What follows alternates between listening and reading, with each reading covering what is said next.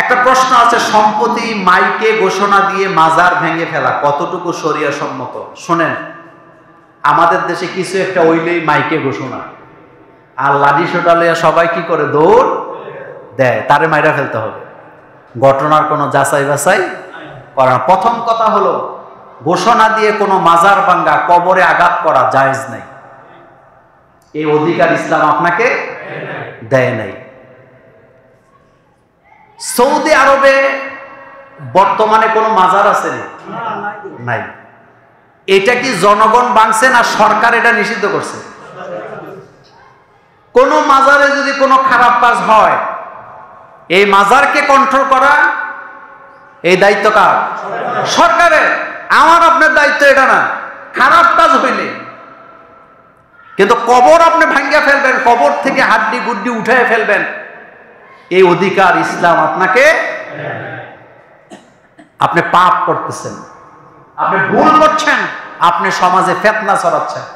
আবার দেখবেন এই কাজগুলো যারা করে তাদের মধ্যে আপনি একজন বিজ্ঞ আলেম, মুহাদ্দিস, পীর খুঁজে পাবেন না। সাধারণ জনগণ যারা ঠিক মতো নামাজও পড়ে না। ফেসবুকের মধ্যে কেউ একটা কিছু লিখছে, বাড়ি কই ঝুমুর, উত্তরপাড়া, হিন্দু ছেলে, মাইকে ঘোষণা দিচ্ছে তাড়াতাড়ি আয়, তারা শেষ করে দে। নামাজও নাই, রোজাও নাই, দৌড়ে যেয়ে মাইক শুরু করে। এরকমের হুজুকে মুসলমান বাংলাদেশও আসেনি? তো এত চুলকানি কেন? কেউ যদি অন্যায় করে আপনি তার বিরুদ্ধে মামলা দিবেন, এটা আপনার দায়িত্ব। কিন্তু আপনি কি তার গায়ে আঘাত করতে পারবেন? তাকে মারতে পারবেন? হিন্দুদের গায়ে আঘাত করা, অমুসলিমদের গায়ে আঘাত করা কোন হাদিসে আসেনি। জেহাদের ময়দানে ইসলামে যতগুলা যুদ্ধ হয়েছে, আপনি আজকে যে গুগলে সার্চ দিয়ে দেখবেন, প্রত্যেকটা যুদ্ধে রাসূল সাল্লাল্লাহু আলাইহি ওয়াসাল্লাম বলছেন, কথা শোনা, রাসূল বলছেন রাস্তা দিয়ে যাওয়ার সময় গাছ কাটা যাবে না, রাস্তা নষ্ট করা যাবে না, মুরব্বী বৃদ্ধাদের গায়ে হাত তোলা যাবে না, নারীদের গায়ে হাত তোলা যাবে না, জেহাদের ময়দানে বাচ্চাদের গায়ে হাত তোলা যাবে না, আগে আঘাত করা যাবে না। তারা আক্রমণ করতে আসলে তখন প্রতিহত করতে পারবে। ইসলাম এত সোজা। আমি কথাটা আবার রিপিট করি, রাসূল বললেন জেহাদের ময়দানে যাচ্ছ, গাছ কাটা যাবে না, গাছে হাত দেওয়া যাবে না, রাস্তা নষ্ট করা যাবে না। 2 নম্বরে রাসূল বলছেন মুরব্বীদের গায়ে আঘাত করা যাবে না, কারণ বিধর্মীদের মধ্যে মুরব্বী আসেনি। নাম্বার 3 রাসূল বলছেন নারীদের গায়ে আঘাত করতে পারবা না। 4 নম্বরে রাসূল বলছেন বাচ্চাদের গায়ে আঘাত করতে পারবা না। 5 নম্বরে রাসূল বলছেন তোমরা আগে আঘাত করবা না। তারা যখন আঘাত করবে তখন তোমরা প্রতিহত করবা, জবাব দিবা, কিন্তু নিজের আগে আঘাত করবা না। রাসূল সাল্লাল্লাহু আলাইহি ওয়াসাল্লামের নেতৃত্বে 27টা যুদ্ধ হয়েছে, রাসূলের নবুয়তের জীবনে 83টা যুদ্ধ হয়েছে, মতান্তরে 79টা যুদ্ধ হয়েছে। একটা যুদ্ধে মুসলমানেরা আগে আঘাত করেন নাই, কাফেররা আঘাত করছে, মুসলমানেরা প্রতিহত করছে। আর আপনি এখন যুদ্ধ ঘোষণা করে ফেলছেন মাইক দিয়া, অমুকরে ধর, তমুকরে ধর, তমুকরে ধর। আপনি জানেনই না ঘটনা সত্য না মিথ্যা। এরকমের হুজুকে বাঙালি আমাদের দেশে কি আছে? এর থেকে আল্লাহ আমাদেরকে হেফাজত করুক। আপনি মাজার ভাঙতে যাবেন কেন? বাংলাদেশের কোন মুহাক্কিক আলেম খতিব আজ পর্যন্ত এই কথা বলে নাই যে মাজার ভেঙে ফেলো। আমি মাজার ভাঙতে যাব কেন? মাজারে যদি খারাপ কাজ হয়, এখানে গাঁজা খায়, অনৈতিক কোনো কাজ হয়, এটার জন্য রাষ্ট্র আছে, সমাজ আছে, রাষ্ট্র ব্যবস্থা আছে, আইন আছে, আদালত আছে। আপনি রাষ্ট্রে মামলা করেন, মামলা করার অধিকার সবার আছে না? কিন্তু আপনি আঘাত করতেছেন কাকে? আপনি কবরের মধ্যে আঘাত করতেছেন। এমন কবর যারা দুনিয়া থেকে চলে গেছে, কার কাছে? আল্লাহ পাকের। সহিহ মুসলিমের হাদিসে রাসূল বলছেন যে ব্যক্তি মরে গেছে তার ব্যাপারে তোমাদের কোনো কর্তৃত্ব নাই, সে চলে গেছে তার আমল নিয়ে, কার কাছে? আল্লাহ পাকের কাছে। তার ব্যাপারে সিদ্ধান্ত এখন কার? আল্লাহ। সুতরাং আপনি সিদ্ধান্ত নিন। একজন লিখছেন আমার ভাইপো 42 দিন বয়সে মারা যায়, এখন তার কি আকিকা দিতে হবে? আকিকা দিলে তৌফিক থাকলে দিবেন, তৌফিক থাকলে কি দিবেন, কারণ আকিকাটা সাদাকা। বলেন আকিকাটা কি? সাদাকা। সে মরে গেছে, তার আকিকা দিয়ে দিবেন। বাচ্চা জন্ম নিছে, রূহ আছে, নাম রেখে আকিকা করেই মাটি দিবেন। এখন যেহেতু মরে গেছে, আপনি আকিকা দিবেন। যদি তৌফিক না থাকে তাইলে না দিবেন, কোনো সমস্যা কি নাই। তবে হুকুম হইল দিতে পারেন, দিবেন। নিজের মা বাবা যদি ছেলে মেয়ের খারাপ পথে যেতে বাধ্য করে, তবে করণীয় কি? এটা মানা যাবে না, মানা যাবে না। কিছু মা বাপ এমন আছে, কিছু মা বাপ এমন আছে, এটা আমরা দেখি, আমরা শুনি, আমরা বিবেচনা করি কি করা যায়। শুনেন, কিছু কিছু মা বাপ আছে, সামনে পরীক্ষা, সামনে কি, তো ছেলে যদি জামাতে নামাজ পড়তে চায়, বাপ মায় দমকায়, এই সামনে পরীক্ষা, এখন জামাতে নামাজ দরকার নাই, পড়া নামাজ পরে পড়তাবি, এরকমের বলুন না মা বাপ? আপনি মনে করেন নাই? আছে। আচ্ছা আপনারা বলেন তো, বাংলাদেশে বর্তমানে যা দেখেন, নামাজি ছেলেদের রেজাল্ট ভালো না বেনামাজিদের? কি মনে হয়? আপনি মিলাইতে পারবেন না, কারণ নামাজেই তো আমরা সাহায্য চাই। কার কাছে? কেমন মা বাপ বলেন তো? আমি এমন মা বাপকেও চিনি, জানি, তাদের সাথে আমার একেবারে সম্পর্ক, যেই মা তার সন্তানকে মসজিদে আসতে দেয় নাই, নামাজ পড়তে গেলে সময় ব্যয় হবে, পড়ালেখার নাকি ক্ষতি হবে। পরবর্তী সময় ওই সন্তানকে আমি নেশা করার খবরও ওই মা বাপ আমাকে দিছে, আমার কাছে দোয়া চাইছে, এই ঘটনাও আমি জানি।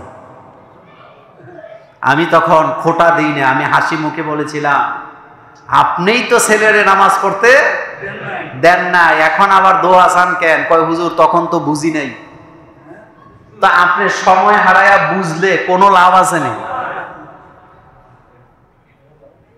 আপনি আপনার সন্তানকে শিক্ষা দিবেন নামাজ আগে, নামাজ পড়লে পড়ালেখাতে এমনিতেই বরকত আসবে। সারাদিন বই নিয়ে বসে থাকার নাম পড়া না। মনোযোগ দিয়ে আধা ঘন্টা পড়া আর বই নিয়ে 3 ঘন্টা বসে থাকা, দুইটার মধ্যে পার্থক্য আছে নি? সাহায্য চাইবেন কার কাছে? আল্লাহ পাকের কাছে। সুতরাং মা বাপ যদি অবৈধ কোনো কাজ করতে বলে করা যাবে না। মা বাপ যদি শিরিক করতে বলে শিরিক করা যাবে, তবে মা বাপের সাথে বেয়াদবিও করা যাবে। হযরত ইব্রাহিম আলাইহিস সালাম এই মুসিবতে ছিলেন, আপনারা জানেন। ইব্রাহিম আলাইহিস সালামের আব্বা আম্মা ছিল মুশরিক। কি ছিল? তারা কি পূজা করত? কিন্তু ইব্রাহিম আলাইহিস সালাম কি কোনোদিন বাপের সাথে বেয়াদবি করছে? দেখেন কি বলতেছে, ইয়া আবাতি ইন্নী আরাকা ওয়া কাওমাকা ফি দালালিম মুবিন। ও আমার আব্বা, আমি তোমাকে, তোমার বংশকে, তোমার কাউমকে আমি গোমরাইতে দেখতে পাচ্ছি। ও আব্বা, হেদায়েতের মালিক কে? ইয়া আবাতি লিমা তা'বুদু মা লা ইয়াসমাউ ওয়া লা ইউবসিরু ওয়া লা ইউগনি আনকা শাইয়া। ও আমার আব্বা, এমন জিনিসের গোলামি কেন তুমি করো যেই জিনিস চোখে দেখে না, কানে শোনে না, তোমার কোনো ভালো মন্দ করতে পারে না। কথার মধ্যে আরো মজা আছে, দেখেন বলতেছি, ইয়া আবাতি ইন্নী ক্বাদ জাআনি মিনাল ইলমি মা লাম ইয়াতিকা ফাত্তাবিনি আহদিকা সিরাতান সাবিয়া। ও আমার আব্বা, আমার কাছে জ্ঞান আসছে আকাশ থেকে, আমার কাছে যে জ্ঞান আছে তোমার কাছে সেই জ্ঞান নাই। তুমি হতে পারো বাবা, তুমি আমাকে অনুসরণ করো, আমি তোমাকে সোজা রাস্তা দেখায় দেব। ও আব্বা, ইয়া আবাতি ইন্নী ক্বাদ জাআনি মিনাল ইলমি, আমার কাছে যে জ্ঞান আছে তোমার কাছে সেই জ্ঞান নাই, কারণ আমার কাছে জ্ঞান আসছে কার পক্ষ থেকে? ও আব্বা, আমাকে অনুসরণ করো। ফাত্তাবিনি আহদিকা সিরাতান সাবিয়া। ও আমার আব্বা, তুমি আমাকে অনুসরণ করো, আমি তোমাকে সোজা রাস্তা দেখায় দেব। সুবহানাল্লাহ। সুতরাং মা বাপ যদি অন্যায় করতে বলে সেই অন্যায়ে সায় দেওয়া যাবে না, তবে কৌশলে এড়ায় যাবে। মা বাপের সাথে বেয়াদবি করা যাবে না। ডাক্তার যদি কোম্পানির ওষুধ লিখে দেওয়ার বিনিময়ে টাকা নেয়, এটা শরীয়তে হারাম বা ঘুষ বলে বিবেচিত হবে কিনা? শুনেন, একটা মজার প্রশ্ন। ডাক্তার, আমাদের দেশে ভালো ভালো ডাক্তারও আছে, কথা কোন নাকি? আছে না? সব ডাক্তার খারাপ এটা চিন্তা করার কোনো কারণ নেই। এখানে দুইটা বিষয় মনোযোগ দেন। 1 নাম্বার, ডাক্তার যদি টাকার বিনিময়ে অথবা কোনো কি বলে উপটোকনের বিনিময়ে কোন কোম্পানির, নির্দিষ্ট কোম্পানির ওষুধ লিখেন, এটা গোশ হবে, হারাম হবে। কি হবে? গোশও হবে, হারাম হবে। কারণ এই ডাক্তার নিজেও জানে না এই ওষুধের মান কতটুকু সঠিক আছে। একজন ডাক্তার রোগীর জন্য সর্বোচ্চ ভালো কার্যকরী ওষুধটা লিখবেন, এটা ওনার উপরে দায়িত্ব, ওয়াজিব। ওনার উপরে কি ওয়াজিব। একটা কোম্পানি এসে ওনার অফার দিল যে আপনি আমাদের ওষুধ লিখবেন, আপনাকে এই দিয়ে গেলাম, আবার ভবিষ্যতে দেখা করব। কিন্তু ওই ডাক্তার জানেই না ওষুধের মান কি। আমাদের দেশে যারা ফার্মাসিউটিক্যাল ব্যবসা করে সবাই কি ফেরেশতা? আমি, আপনারা জানেন, লম্বা সময় রেস কোর্সে ছিলাম। একজন আমারে বললেন যে বাদশামিয়ার বাজারের আশেপাশে সিরাপ বানায়, বালতির মধ্যে কি বানায়? সিরাপ বানায়। এই অভ্যাস আমাদের সমাজে কি আছে? সেজন্যে ডাক্তারের দায়িত্ব হলো তিনি প্রেসক্রিপশন করার সময় একটা ফিস নিছে না? এই ফিসটা হলো ওনার মেধার, ওনার সময়ের, ওনার শ্রমের বিনিময়ে উনি মেধা দিছে, শ্রম দিছে, সময় দিছে। আপনাকে প্রেসক্রিপশন লিখে টাকা নেবে, না জায়েজের কিছু নেই। কিন্তু তিনি যদি টাকার বিনিময়ে এমন কোম্পানির ওষুধ লেখেন যেই কোম্পানির ওষুধের ব্যাপারে ওনার কোনো কি নাই, ধারণা নাই, তাহলে এটা গোশও হবে, এটা ওনার জন্য হারামও হবে। সেজন্য ডাক্তারি এটা মহান পেশা। শুনেন, একজন ডাক্তার যদি সঠিক পথে থেকে ডাক্তারি করে, ওই লোকটা রাসূলুল্লাহ সাল্লাল্লাহু আলাইহি ওয়াসাল্লামের সাথে জান্নাত পাবে। এই ব্যাপারে আরেকদিন একেবারে বা দলিল আপনাদের সামনে উপস্থাপন করব। রাসূল সাল্লাল্লাহু আলাইহি ওয়াসাল্লাম নিজেও একজন ডাক্তার ছিলেন, এটা আপনারা জানেন তো? রাসূল সাল্লাল্লাহু আলাইহি ওয়াসাল্লাম নিজেও একজন কি ছিলেন? ডাক্তার ছিলেন। আমি আপনাকে 100 হাদিস দিয়ে প্রমাণ দিতে পারবো রাসূল সাল্লাল্লাহু আলাইহি ওয়াসাল্লাম একজন ডাক্তার ছিলেন। রাসূল রোগীর চিকিৎসা করেছেন এবং এই রাসূল সাল্লাল্লাহু আলাইহি ওয়াসাল্লাম আমাদেরকে শিক্ষা দিয়েছেন, রোগীদের সামনে নেগেটিভ কথা বলবা না, পজিটিভ কথা বলবা। রোগীর মাথায় হাত দিবা, দোয়া করে দিবা, রোগীর মন ভালো হলে অর্ধেক রোগ এমনি ভালো হয়ে যাবে।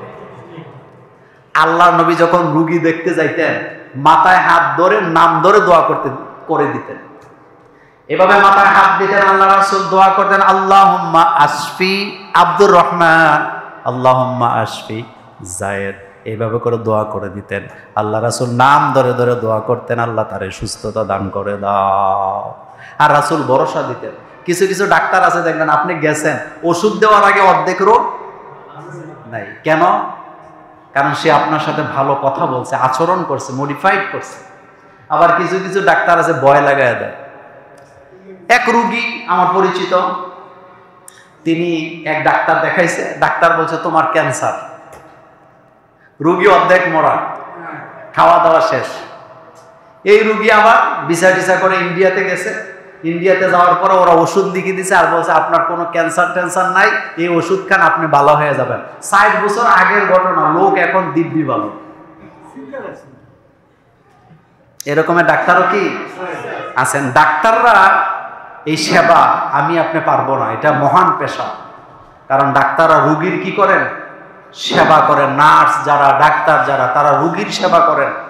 এটাও সাদাকা, এটা মহান পেশা। এই পেশাকে পবিত্র রাখা এটা তাদেরই কি দায়িত্ব।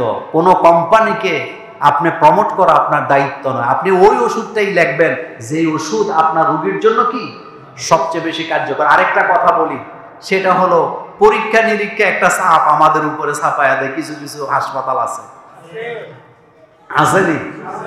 আবার দেখবেন, আমি নিজে দেখছি এগুলা, ওষুধ লিখে ফেলে আগে, পরীক্ষা দেয় পরে।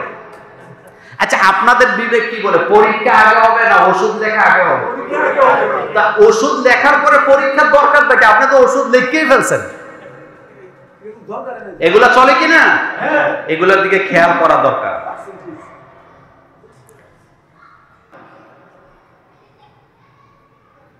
একজন সরকারি কর্মকর্তা 16 জন স্ত্রী, এ ব্যাপারে ইসলাম কি বলে শোনেন, আগে কথা শুনেন।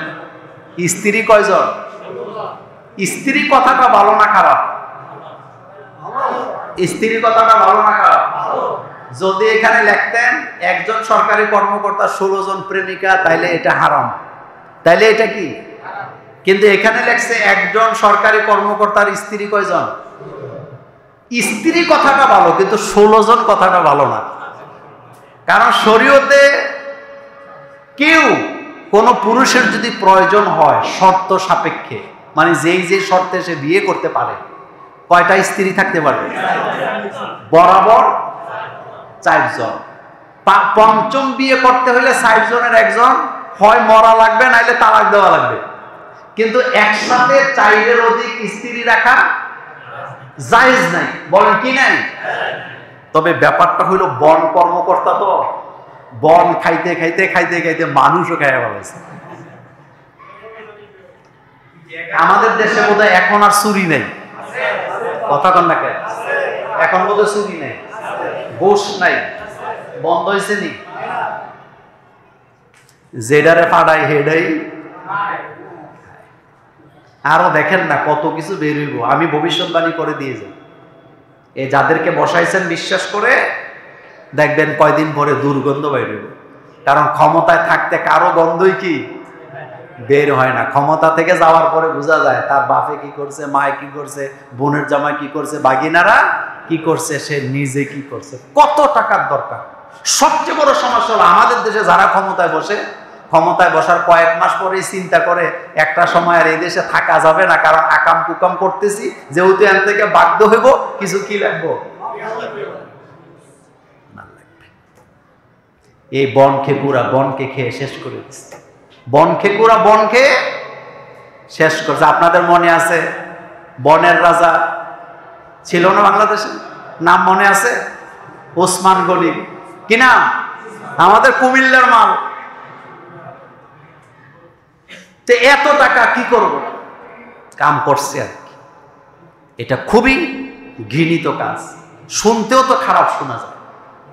শরীয়তে 4টা বিয়ে করা জায়েজ আছে, কিন্তু এটা সুন্নত না, ওয়াজিব না, এটা করতেই হবে এমন কোন আদেশও কি জায়েজ রাখা হয়েছে?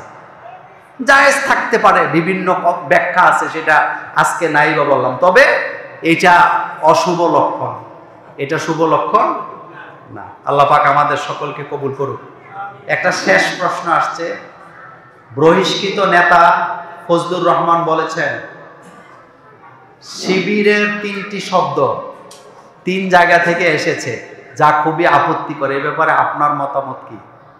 শুনেন, একটা জিনিস কি, আমাদের দেশে কাদা ছুড়াছুড়ি এটা হলো একটা ট্রেডিশন, কথা ঠিক না? ফজলুর রহমান কেন, আলেমরাই তো আলেমদের উপরে কাদা ছুড়ে, এ কথা সত্য না? আলেমরা আলেমদের উপরে কাদা ছুড়ে না? আপনাদের সমাজে ছুড়ে না? একদল আরেক দলের কাফের বলে দিচ্ছে।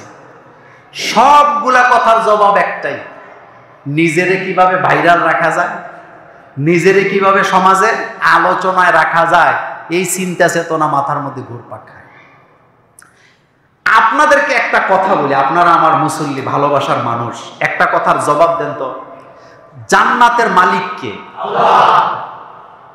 আল্লাহ যদি আপনাকে জান্নাত দিতে চায়, বাংলাদেশের আলেম ওলামারা ফতুয়া দিয়ে আপনারা জাহান্নামে পাঠাইতে পারবে না। আল্লাহ যদি আপনাকে জাহান্নামে দিতে চায়, সব আলেমরা মিললে আপনাকে জান্নাত দিতে পারবে না।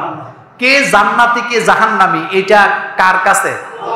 এই কথাটা মনোযোগ দেন। বাইজিদ বুস্তামি রাহিমাহুল্লাহ, তাকে একজন মুশরিক জিজ্ঞেস করলেন, বাইজিদ তুমি ভালো নাকি আমি ভালো মানুষ হিসাবে? বাইজিদ বুস্তামি বললেন, বাইরে এত কঠিন প্রশ্ন করছো, এটার জবাব আমি হাসরের মাঠ ছাড়া দিতে পারবো না। আচ্ছা বাইজিদ বুস্তামি আপনাদের দৃষ্টিতে ভালো মানুষ না খারাপ মানুষ? কোনো সন্দেহ আছে? তিনি বলতেছেন, বাইরে এত কঠিন প্রশ্ন করছো, এটা আমি হাসরের মাঠ ছাড়া দেব না, দিতে পারবো না। মুশরিক বলতেছে, কেন পারবেন? আপনি বলে দেন, আপনি ভালো নতুবা আমি ভালো। কয় না, হাসরের মাঠে আমি যেদিন দাঁড়াবো, দাঁড়াবার পরে যদি দেখি তুমি মুশরিক, আমি মুমিন ছিলাম, আর আল্লাহ আমার আমলগুলো কবুল করছে, আল্লাহ যদি আমার জান্নাতি বলে ঘোষণা দেয়, তখন আমি বলবো আমি ভালো তুমি খারাপ। কিন্তু আমি যদি আজকে বলি তুমি খারাপ আমি ভালো, আর আমার কোনো আমল যদি আল্লাহ কবুল করে না থাকেন, তো হাসরের মাঠে আমিও জাহান্নামে যাব, তুমিও জাহান্নামে যাবা। সেদিন তুমি আমাকে লজ্জা দিবা, জাহান্নামে বসে বসে বলবা তুমি না বলছিলা তুমি ভালো, তো আজকে আমার ঠিকানা যেখানে তোমার ঠিকানা। আপনি চিন্তা করেন, বিশ্বাস করেন আকীদা, এই যে আকীদা নিয়ে ঠেলাঠেলি, আকীদা নিজেরা বানায় ফেলছে, এরকম আকীদা আসেনি। মূল আকীদা হলো লা ইলাহা, বলেন লা ইলাহা মুহাম্মাদুর সাল্লাল্লাহু, এই কথা যারা বলবে আল্লাহ তাদেরকে জান্নাত দিয়ে দিবে। কাদা সুরাসুরি করেন না, কাদা সুরাসুরির দরকার নেই। আমরা কারো কথার জবাব দিতে চাই না, আমরা চাই সবাইকে নিয়ে একসাথে চলতে। ঐক্যের ব্যাপারে আগামী জুমাতে ঐক্য কেন হয় না এ ব্যাপারে ইনশাআল্লাহ আগামী জুমাতে একটা পয়েন্ট থাকবে। আল্লাহ আমাদের সকলকে কবুল করুক। আসসালামু আলাইকুম ওয়া রাহমাতুল্লাহি ওয়া বারাকাতুহু।